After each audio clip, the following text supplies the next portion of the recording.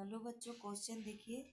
संसद में विधि निर्माण की प्रक्रिया, अनुच्छेद 107 से 111।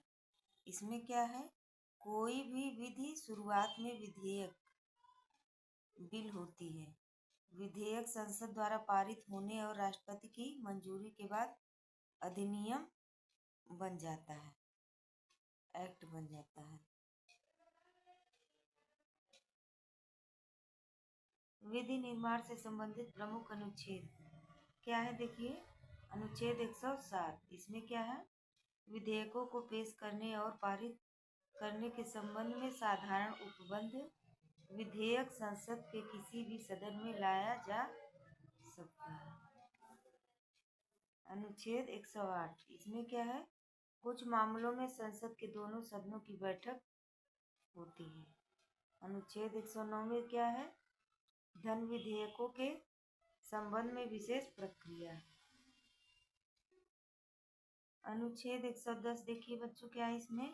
धन विधेयक की परिभाषा जो केवल लोकसभा में पेश किए जाते हैं। अनुच्छेद 111 में क्या है? विधेयकों को राष्ट्रपति की अनुमति, राष्ट्रपति के पास भेजने, सहमति देने या रोकने की शक्ति। अनुच्छेद 111 में। अनुच्छेद 117 देखिए बच्चों, वित्त विधेयकों के बारे में उपबंध। अनुच्छेद 117 में है, साधारण विधेयक कानून बनाने से पूर्व कई चरणों से होकर गुजरता है जो निम्नलिखित है। कौन से हैं? प्रथम वाचन। इसमें क्या है? इसमें सामान्यतः विधेयक पर कोई चर्चा नहीं होती है, सिर्फ सदन की अनुमति प्राप्त की जाती है। द्वितीय वाचन में क्या है?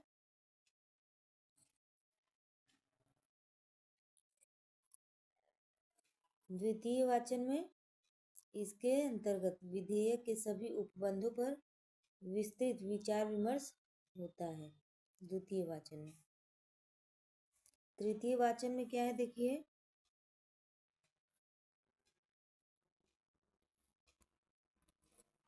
इस चरण में सिर्फ संपूर्ण विधेयक को स्वीकार या अस्वीकार करने के संबंध में चर्चा होती है। इस स्तर पर विधेयक के अंतर्गत कोई संशोधन नहीं किया जा सकता। संसद के दोनों सदनों द्वारा पारित किए जाने के बाद विधेयक राष्ट्रपति के पास भेजा जा सकता है। बच्चों देखिए, संसद में बजट संबंधित प्रक्रिया क्या है?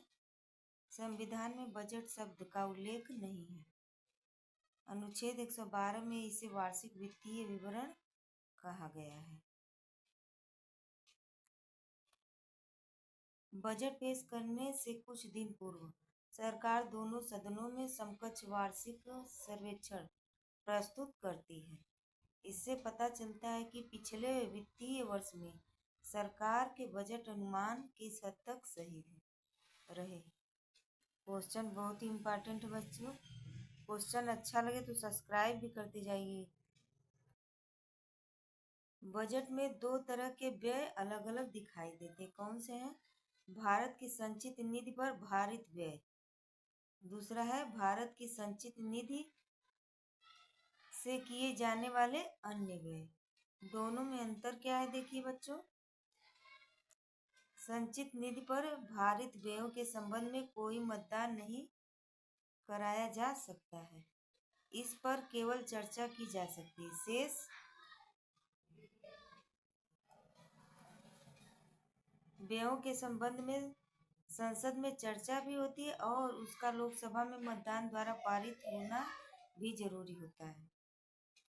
बजट पारित करने की प्रक्रिया क्या है? देखिए बच्चों, संसद द्वारा बजट पारित करने किए जाने की प्रक्रिया सामान्यतः 6 चरणों से होकर गुजरती है। कौन से चरण है?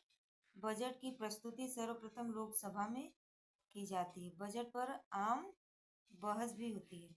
विभागीय समितियां द्वारा मांगों की जांच भी की जाती है। चौथा है अनुदान संबंधों मांगों पर मतदान। अनुदान संबंधी मांगों पर मतदान में क्या है? कटौती प्रस्ताव। इसमें क्या देखिए, आमतौर पर विपक्षी दल अनुदान संबंधी मांगों के प्रति असहमति व्यक्त करते हैं। सरकार की मांगों के प्रति असहमति व्यक्त करने का एक तरीका कटौती प्रस्ताव पेश करना है। कटौती प्रस्ताव 3 प्रकार के होते हैं। कौन से देखिए? नीतिगत कटौती प्रस्ताव, आर्थिक कटौती प्रस्ताव, सांकेतिक कटौती प्रस्ताव।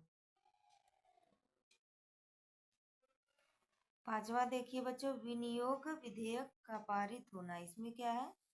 संविधान के अनुच्छेद 114 में कहा गया है कि संचित निधि से कोई भी राशि विनियोग अधिनियम के माध्यम से ही निकाली जा सकेगी, किसी और तरह से नहीं।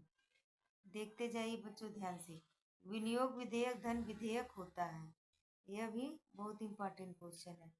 विनियोग विधेयक धन विधेयक होता है, इसलिए उस पर धन विधेयक के सभी नियम लागू होते हैं।